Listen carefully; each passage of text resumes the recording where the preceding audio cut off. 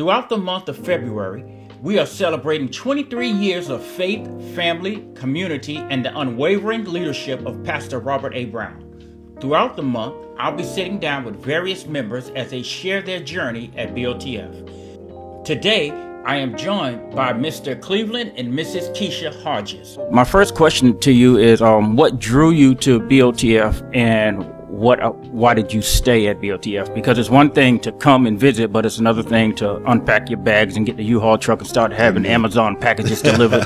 So what drew you and what kept you?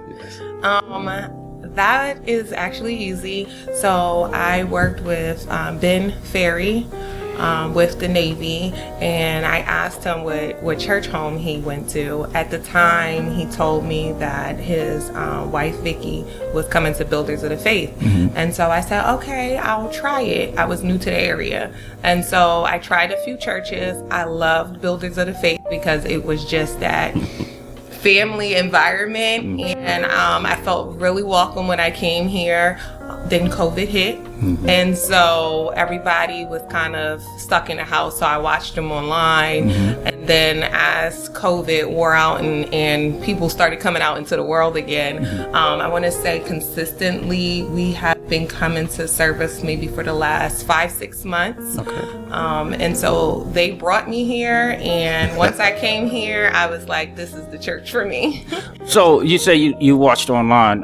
Was that when he was in the studio, or it was a regular church service? Because I know during COVID we did a lot of episodes in the studio. When you watched online, was it? Do you know if it? No, it was in the studio. Okay, cool. Yes. That's very encouraging. Yes, I was a part of all that COVID and that studio stuff. That's encouraging. Yeah. So what made you stay?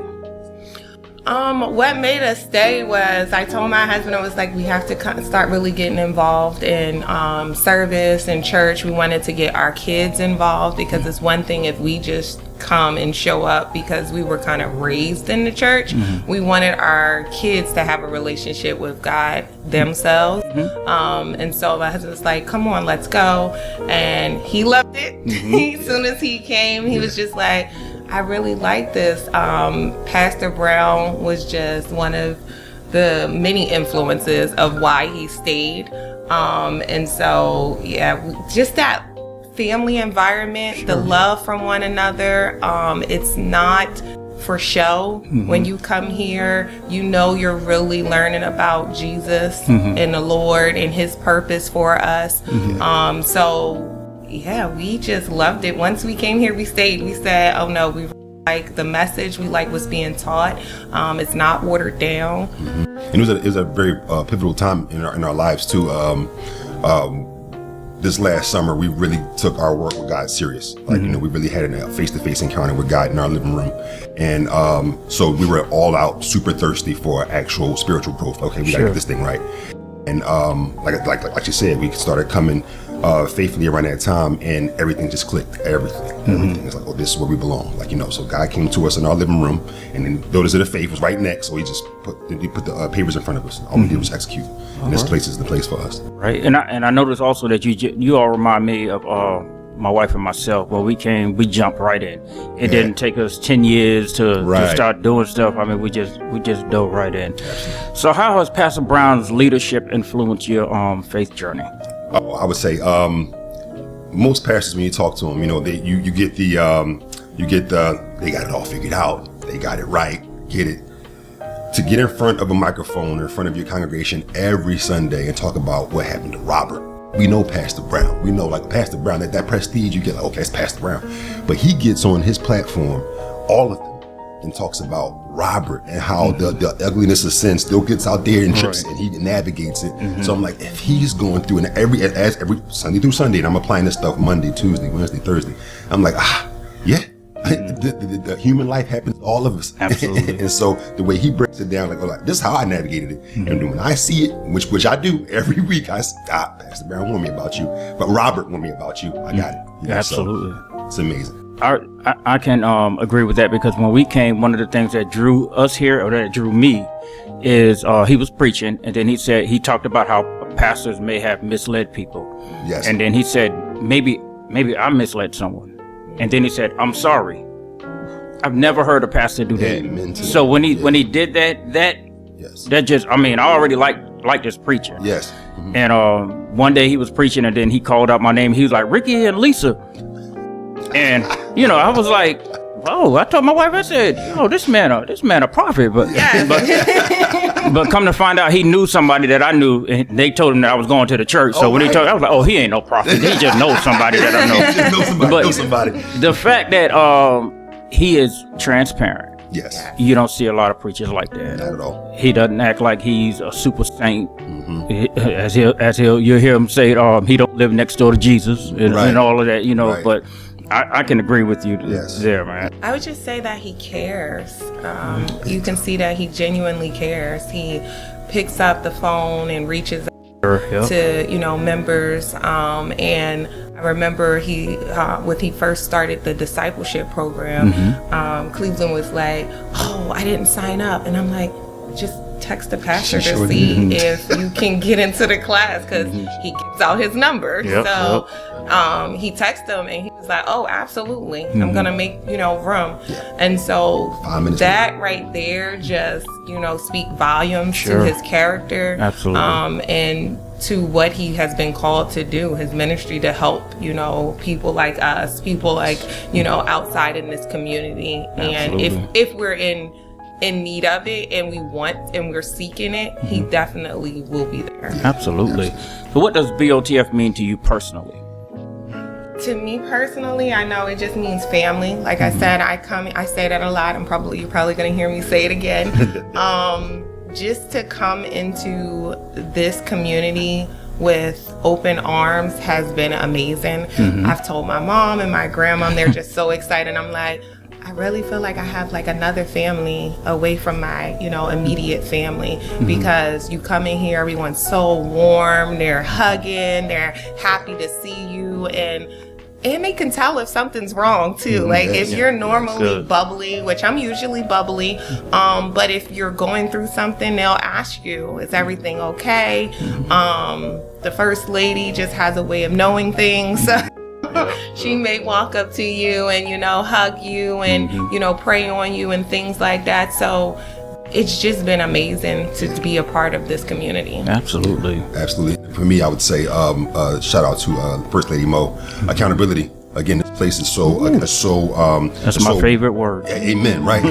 It's so welcoming. Like my wife said, so welcoming, and like you don't want to let these people down. Like like first of all, you don't want to let God down. So okay, look, I'm dedicating my life to you. But then you have a community of people that you got it, Cleve, or you got it, Keisha. Okay, we'll see you there. We'll see you there. So accountability. That's what it means to me. Can you share a moment or an experience that impacted your life here at BOTF? I don't know if he's going to say it, but I was going to say discipleship. I mean, because I think that our graduation is today or whatever, and I definitely, if I get a chance to speak, I'm definitely going to talk about it there. But absolutely, the precision of how Pastor walks us through the Gospels, but that class period, just really. Personally, it just really changed everything, how I look at the gospel and how I interact with people. To my experience with Pastor Brown in the discipleship class. Absolutely. All right.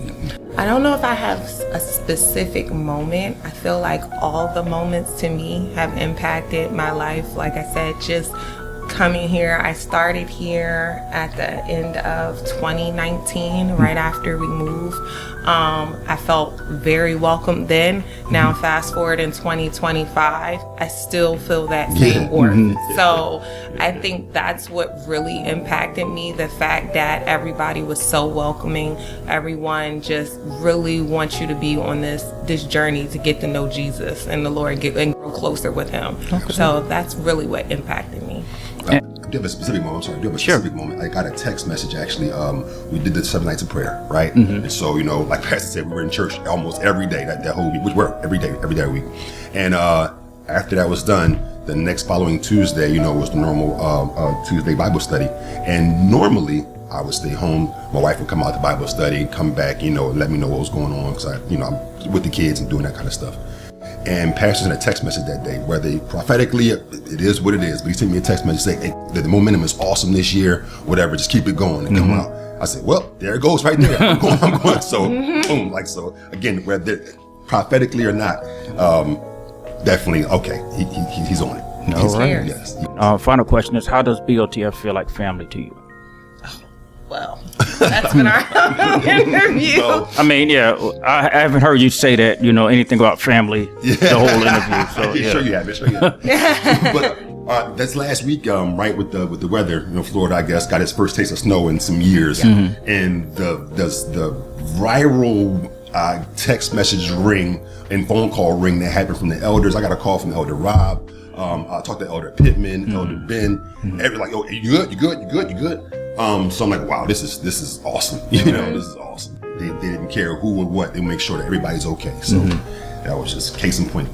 And like I said, as far as family go, everyone is they're welcoming. Mm-hmm. They hug on you, they love on you, and they're like, oh, you like this place? You like this? We need to go for, lunch or dinner and things like that. So they are just always willing to help when they can, or if they see someone in need.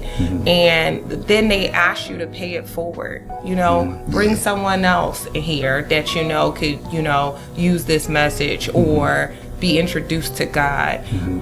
So I definitely feel like this is like a small family. Like I said, outside of my immediate family, I was really happy to find BOTF. It's definitely a family environment here. I told my husband before that was why I didn't feel connected to larger churches, is because sometimes you kind of get lost in the numbers. Here, if you're not here, someone notices. So that, that makes you feel warm. At least for me, it makes me feel warm, because just say if anything happens, I'm sick, they'll call. They're like, Keisha, we didn't see you in service today. Cleveland, we didn't see you. Is everything okay? Yes. Whereas other churches, it's not that maybe they don't care, but they're so large that it goes unnoticed. So I do feel like being a part of this community, you really feel like you're a family, one big family here. Right. Yeah. And last question, I know I said that was the last one, but the real last one. How much money do you put in offering weekly? 10%. No, I'm just playing. I was just saying, we literally just got there. We was excited. Great question. Thank you. Oh, wow. 10%, I can say that, honestly. Say that with all pride. Thank you, Lord. I'm in the spirit. All right. Well, listen, thank you so much for sitting down and joining us. I appreciate you sharing your story with us, and we look forward. We're definitely glad that you're a part of the BOTF family, and we look forward to what the Lord is going to do in your lives in the coming days and months and years. Thank you so much. Absolutely. Thank you. Happy to be here. Yeah. All right.